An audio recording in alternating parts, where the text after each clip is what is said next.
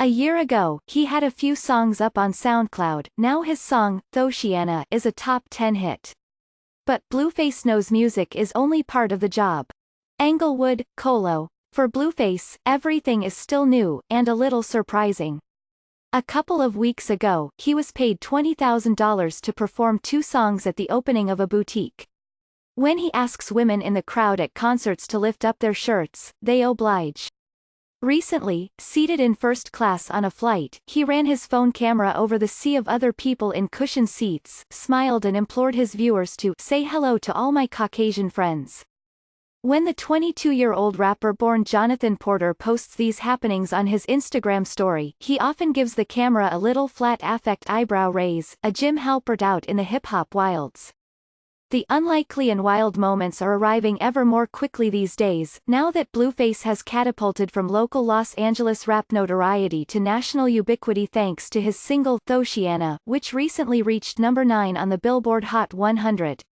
The slow-tempo bacchanal full of nearly whispered boasts was originally released last summer, but has recently exploded, first as a viral sensation with accompanying dances, and lately via a couple of remixes, one, with YG, to bolster its street authority, and a second, with Cardi B, to ease its path into pop ubiquity. By December, when Blueface signed a distribution deal for his first mixtape, Famous Crip, with Entertainment One Records, it was already notching between 5 and 7 million streams a week, according to Nielsen Music. Alan Grunblatt, the label's president of urban music, said, Thotiana was poised to be the most successful song he's worked on since Bone Thugs-N Harmony's #1, double platinum, Crossroads. Getting to this point probably took about 25% music. Blueface said, verging on unimpressed, at his Denver hotel on a quiet afternoon in between shows in Colorado Springs and Englewood late last month. The rest, he noted laconically, marketing, promotion, being yourself. Unlike most rappers, he openly describes Blueface as a character.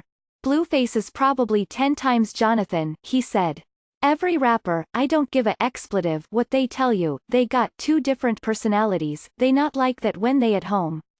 In a genre that's long been burdened with the expectations of authenticity bumping up against the dictates of entertainment, such candor is refreshing, and utterly reasonable. As rising star origin stories go, this is rather unromantic, but telling of the times. Blueface is, perhaps above all, a first-rate character actor of the meme era, right down to the tattoo of Benjamin Franklin that creeps from his right ear all the way to the middle of his cheek.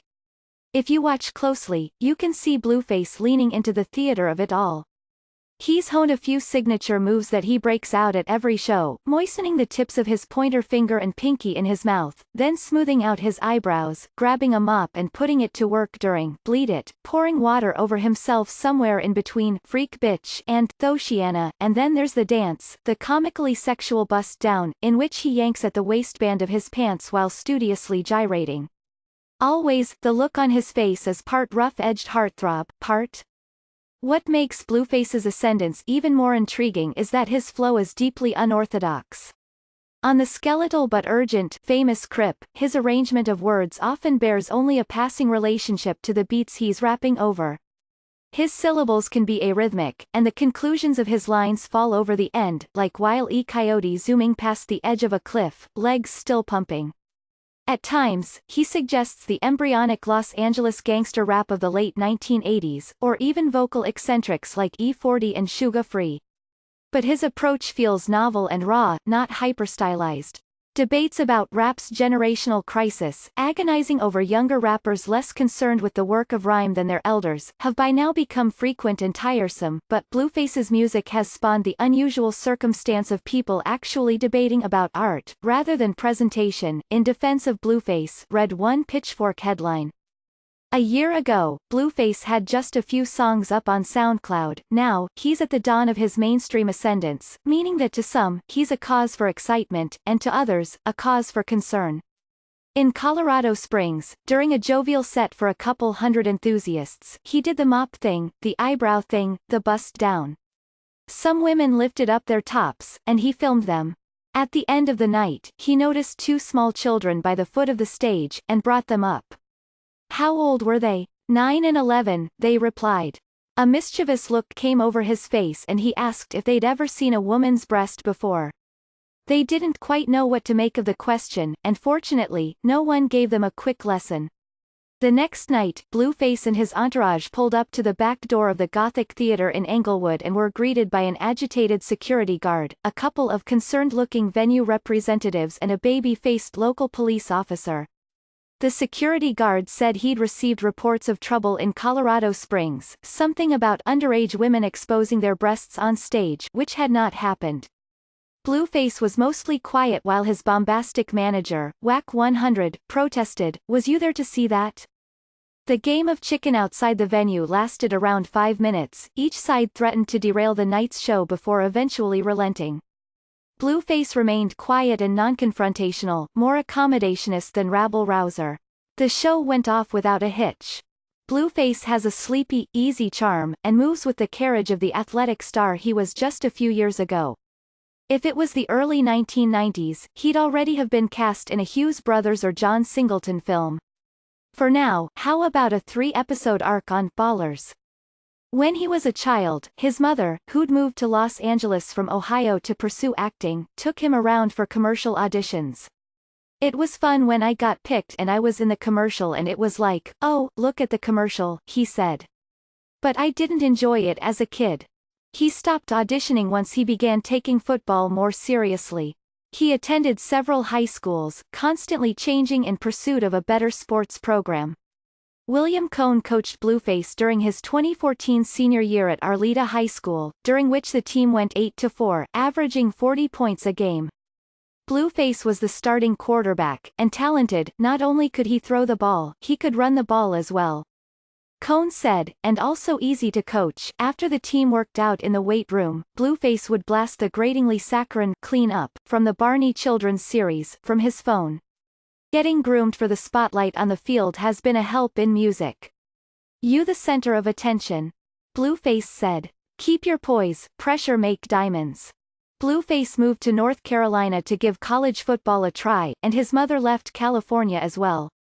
When he returned after a short stint that went nowhere, her absence ended up being a boon. "I think if she was in Cali when I was doing my thing, it wouldn't have worked," he said. "I would have been in her nest, and she wouldn't have necessarily agreed with half the expletive I was doing." It made Blueface be able to be Blueface 100%. Blueface was his street name. He is a member of the Schoolyard Crips gang, which dominated the neighborhood he grew up in before it was his rap name. When he returned from college, he became a stay-at-home dad, caring for his son, Javon, while Javon's mother, Jaden, would go off to work.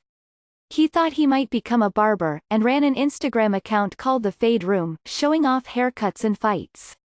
But after a chance outing to a studio, he decided to pursue rapping, making a list of steps for music business success, only some of which had to do with music. "I didn't know what kind of sound I wanted to make. I didn't have no influences," he said. "I just heard my voice in the microphone and was like, damn, I like that." He posted a handful of songs to SoundCloud, each with a different style. The one that stuck was Deadlocks, a casual, boastful talker with a spooky beat from an old friend, Scum Beats. He set goals for daily play counts, and for when he would shoot a video. Then he started creating viral moments, taking informal polls on Instagram about which high school students were following him the most, then driving to that school and performing an impromptu concert atop his car. Rather than goof off to gain followers, he wanted to be sure his face was connected to his song, putting it from your ears to your eyes. In today's hip-hop ecosystem, distribution and star-making systems are well-oiled. The fans are there before the artist ever shows up. Memes get disseminated quickly and mostly discarded quickly too. Snippets of songs are used as soundtracks for selfie or dance videos. The music, the musician, is often merely an accent. That makes social media a necessary evil and a savage tease for upstart musicians of this generation. You have to cultivate a viral-friendly image, but not let it swallow your art. People be famous for everything other than music, and that's what they really trying to do, Blueface said. But they don't know once you get famous for being this funny guy, nobody's going to take you serious as a musician.